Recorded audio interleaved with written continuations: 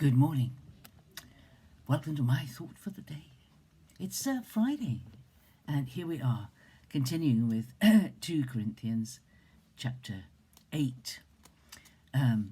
There's a lot in this letter, particularly the passage 16 to 24, which is all about the messengers and about what they were doing, and I'm not going to linger on those passages, but it's evident from the earlier part of the chapter leading up to verse 15 and then the beginning of chapter 9 that the Corinthians had promised financial help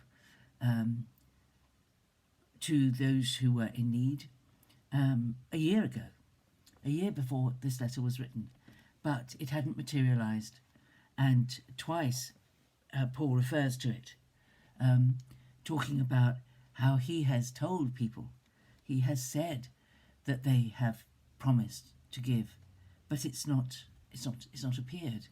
And Paul encourages them to keep their word and to do what they promised to do, so that it would not just be words only, but it would be actuality.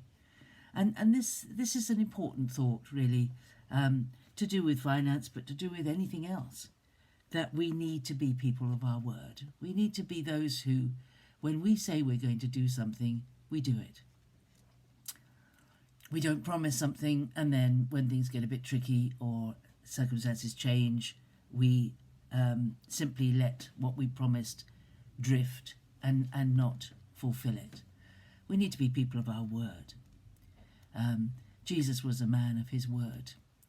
He kept his word. He did what he said he was going to do. And he never let anyone down. He's never let us down. And he's a man. He's a man. He's the God of his word. He's a man of his word, and he's God of his word. And we need to be like him in this, as in all other things, that when we promise something, we live up to it. And he was encouraging them with, in the first passage, he quotes in verse 15, chapter 8, verse 15, "As it is written, he who gathered much had nothing left over, and he who gathered little had no lack." And this is a quote from Exodus 16, verse 18, when the children of Israel were in the wilderness, and the first time they went out to gather the manna, they were told to gather enough for a weight of an omer per person in their family, so that those who had large families gathered more and those who had smaller families gathered less.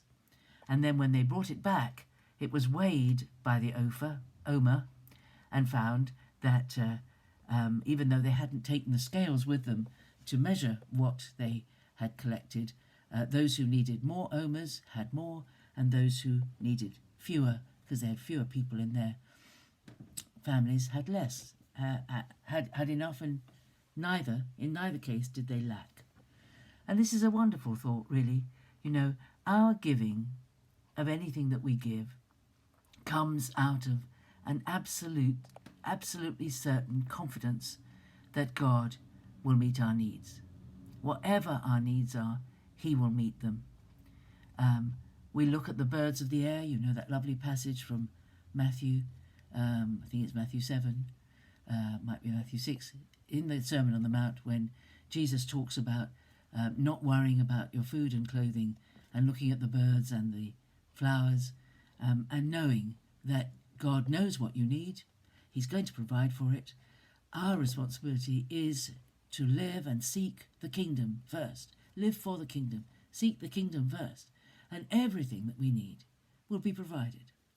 Get your priorities right, and God will look after you. Just like he'd said to the people of Israel in the wilderness, if you gather, and whatever you gather is going to be enough. God provided enough, but he didn't provide extra.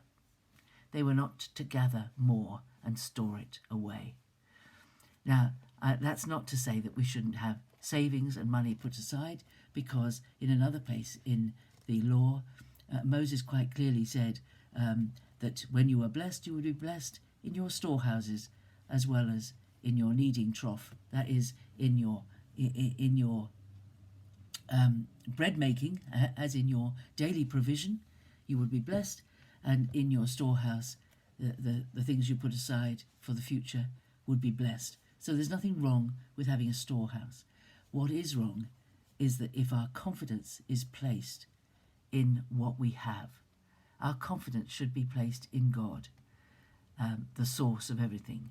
And if we know God to be our source, if God is your provider and God is your source, if He tells you to give some of what He's given you away, you give it away in confidence and with joy, counting it a privilege to help someone else, and knowing that God will provide. You will never be short.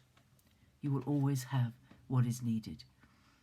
And it's a wonderful confidence. And when we have that confidence that God is our source, then we don't fear lack when we feel we have to give to somebody. We have to give it away to somebody. You know, we needn't be afraid of lack. God is the great provider. He's the great giver. He is the great giver. You know, we cannot outgive God. He gives. He not only gives, but He gives the best. He gives the best He has. He gave Jesus the very best that He ever could have had. He gave so that we could come into His kingdom. That's my thought for the day. Have a wonderful day, and I'll see you again tomorrow. Bye-bye.